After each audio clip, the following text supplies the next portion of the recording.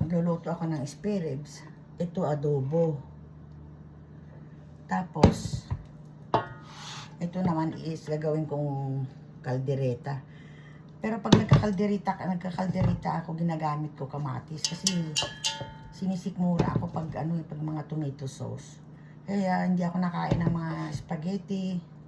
Hindi ako kumakain ng mga spaghetti. Minsan pagka parang gustong-gusto ko, tutikim lang ako pero talagang sabihin mong kakain. Hindi kasi ang kalaban ko ay ang aking sikmura, sumasakit. Ganon din ako sa gatas. Yan. Aano ko yan, papakuluan ko yan sa pangtimpla niya dyan. Ayan. Lagyan ko siya ng maraming kamatis.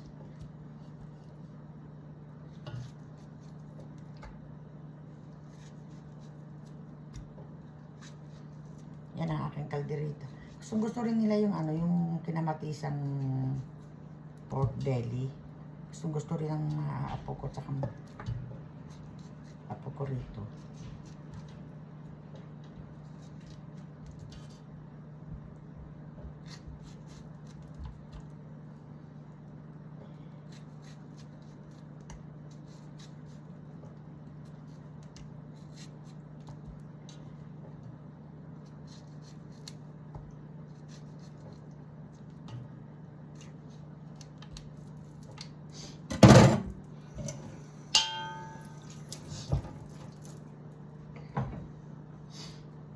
Yan ang aking gagawin kalderetang spare ribs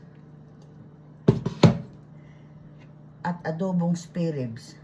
Pag nag-adobo ako, hindi masyadong maraming toyo, konti lang, tapos tapos na.